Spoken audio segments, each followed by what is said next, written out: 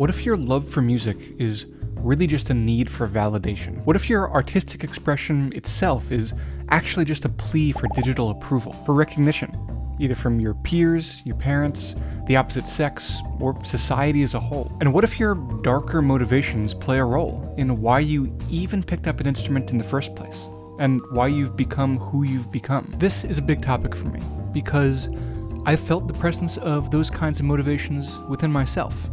And I've always been uncomfortable with this aspect of being an artist. Do I do the things that I do because of love and passion and the creative spirit? Or is this whole thing, this whole artist thing, just some weird expression of my unconscious desires and unhealed trauma? Maybe this was just the only thing I was ever good at, and so I based my whole identity around it. And if that's true, then am I ultimately doomed to fail? Or not be happy doing what I'm doing because I'm driven by the wrong things? Okay, so if you've ever asked yourself these kinds of things, hopefully what I'm about to say will relieve some anxiety. Here's the thing, you have to not beat yourself up just because you feel mixed motivations behind why you do what you do. Of course you have mixed motivations. You're a human. For one, it does not mean that your passion for your art is not genuine. I have felt within myself, at one time or another, the presence of every so-called shadow motivation that you could possibly think of. I've done it for money, I've done it for clout,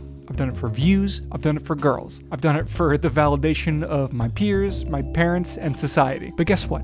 It's also true that I love what I do, and I'm deeply fulfilled by it. You should see me when I'm in the middle of a creative project. I get obsessed, and it's all I want to do. This is my happy place. Working on music, making videos, playing my keyboards. Both sides of the things that drive you can be true simultaneously and not be in contradiction. Okay, secondly, it's the most natural thing in the world to have an ego and to seek attention and status. Now, that doesn't mean there's not raging psychopaths out there and that it's not a problem. I'm just saying that if somewhere within you is the need for validation, you're not a demon. Of course you're full of motivations like that. Your brain literally evolved to need the respect of the few dozen people in your immediate tribe so that you could survive. And now you're in this weird modern context where there's the potential for millions of people to be liking your art and following you on Instagram. Who wouldn't be compelled by that? You can't help it, and you can't help which societal values you internalize. At the end of the day, the thing that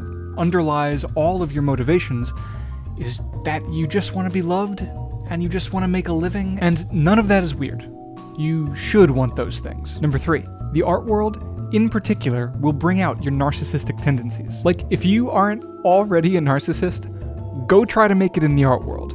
You will become one, I promise. Like, when you perform, what are you really doing? What's really going on? You're getting up on a stage, elevating yourself above other people, and displaying your skills to them as they cheer at you from below. And whether it's on a literal stage or the stage of the internet, at a meta level, your sense of self-worth is dependent on the approval of others, on the size of the crowd, on how many streams your song has, on how many views your video has. And if that's uncomfortable to hear, I mean, it's not like it's your fault. Like, literally, you're in a field where the whole thing, the whole way in which success or failure is measured, is in how many people are consuming and liking your work. Artists have to be constantly screaming from the rooftops for the attention of the world. Listen to my album, come to my show, check out my band, watch my video, me. And your whole psychology kind of adopts this attention-seeking way of relating to society.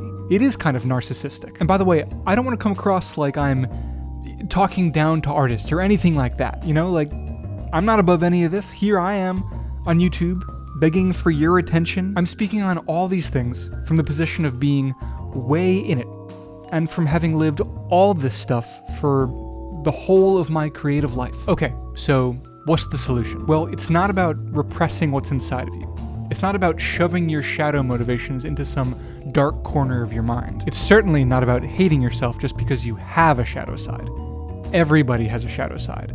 Society has a shadow side. It's about acknowledging your shadow and keeping it in balance. It's about managing your internal drives and not letting the art world turn you into a raging narcissist. It's about knowing that your dark motivations are actually not so dark, and certainly not uncommon, but also knowing that external validation is a mirage.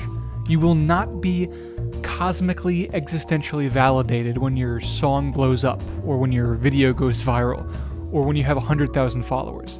I know people who have millions of followers and their lives are not all sunshine and rainbows. Everything you do for a mix of reasons. Some of which you're aware of, others of which you're not. Some of which you'll admit to, others you won't. And it's okay, because you're a human. A human with subconscious desires and an ego and unhealed trauma and all the rest of it. And guess what? So is everybody else, because we're all just humans who are out here trying to make it work in this weird, beautiful nightmare of a modern world with brains that evolved to like find meat or whatever it is that people used to do. So just be nice to yourself and make art that you love.